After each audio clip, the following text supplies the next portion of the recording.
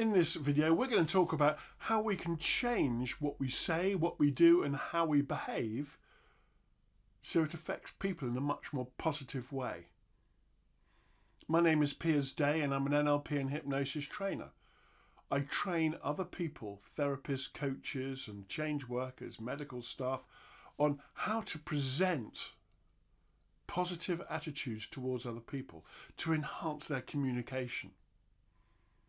Now, in this particular video, we're going to look at what the outside world does to us and how we just project that onto other people. If you take a child, and the child is looking up at the adult, the mother, father, or whoever's looking after them, they become the projector that the child sees. So whatever comes out of the adult affects the child.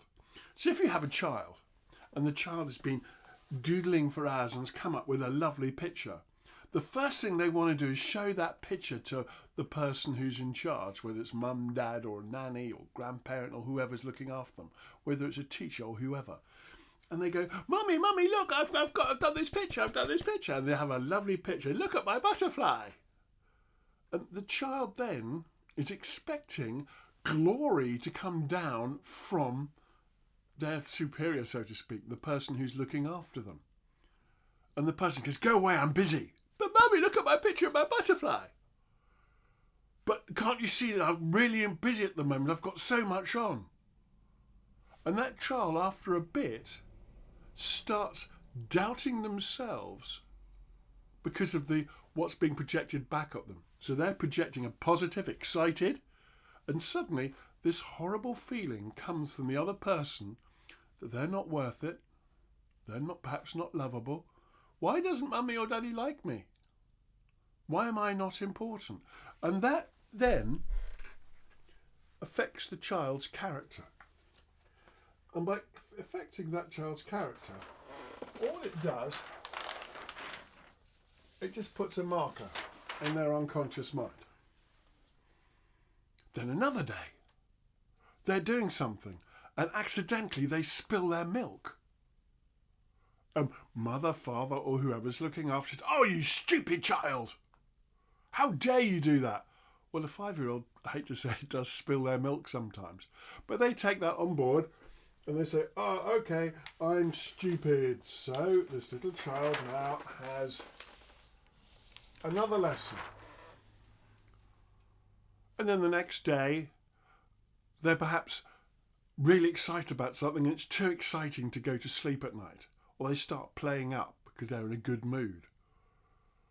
Oh, why can't you just behave like everybody else? That's a negative to a child. So that child then has another negative belief. And after a bit, this poor child has got yet another character flaw, so to speak. And all these become limiting beliefs. And we could go on and on and on. And I could come up with examples that we all use. Now, whether it's we're working with a child, whether it's working with somebody in your office, whether it's working with someone in a hospital, whatever it is, all these things you say to these people and they come up, they can then start making their own picture of how they are on the inside. Because whatever you say to anybody else, and if they respect you, they will still respect you. But what you're doing, every time you put them down, you're putting another limiting belief in their heart and in their soul. So after a bit, this wonderful human being starts having all these limiting beliefs. Now, it's very difficult to turn this piece of paper with lots of folds in it into a nice smooth piece of paper like the one underneath. And it's the same with a human being. We can love them, we can show them as much love and care as possible. But the second we turn on them, the second we give them that message, these limiting beliefs start coming in. Now, obviously discipline is discipline, but think about the language you use.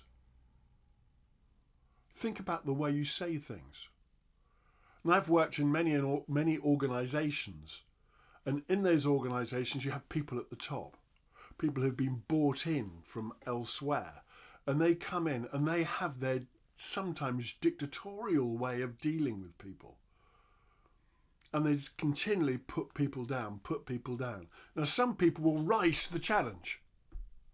Other people will quietly just get quieter and back away. And I myself have backed away from business deals and from organisations where I feel that the people at the top are bullies, because that's something which I do not stand up for.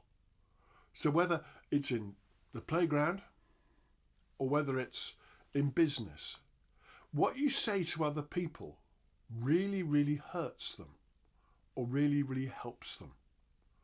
So when you're talking to people, when that child comes up and say, Mummy, look at the picture of the butterfly, rather than saying, I'm too busy, say, that's lovely, darling. Can I see it in a bit? I've just got to finish this off now, and then we'll have a really good look at it and see how clever you've been.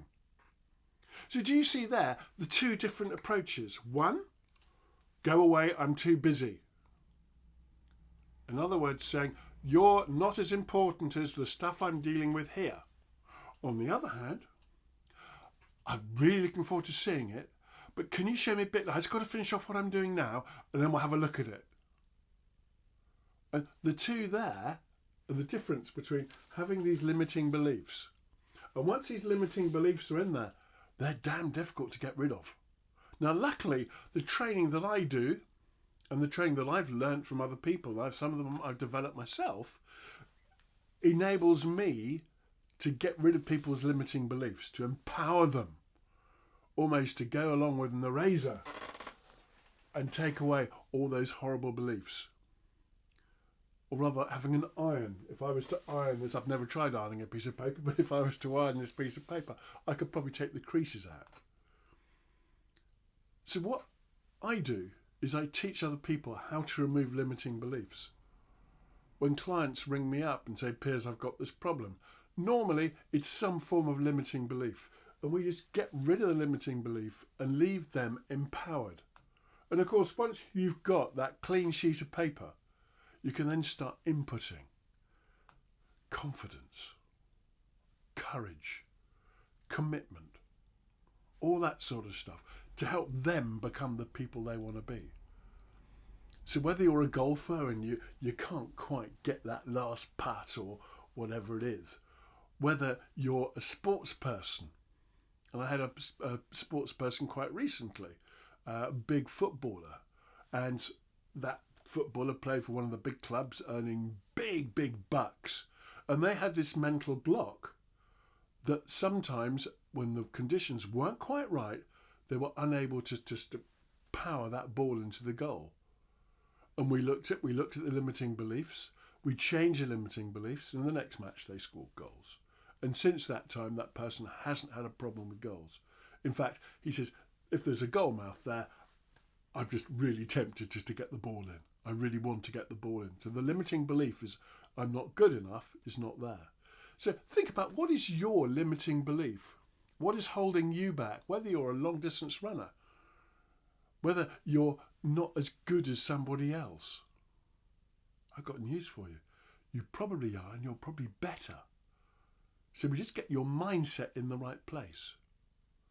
And once your mindset's in the right place, you can become unstoppable.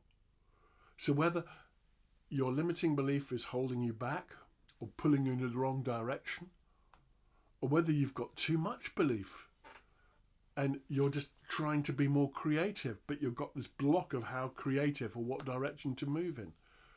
The work that I do and the work that the people I've trained can really help you, because there are lots of different ways of receiving help, and asking for help is the right thing to do.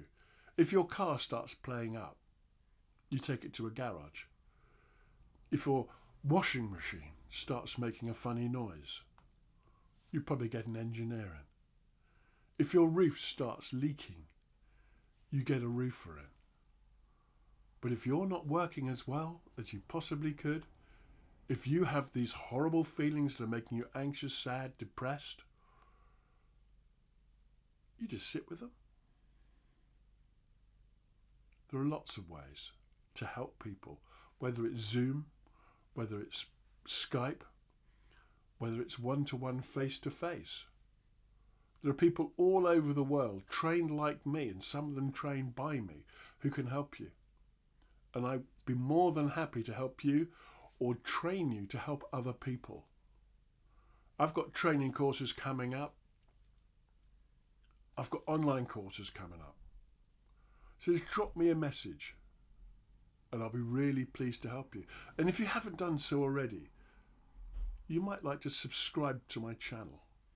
And as you subscribe to the channel, just hit that little bell.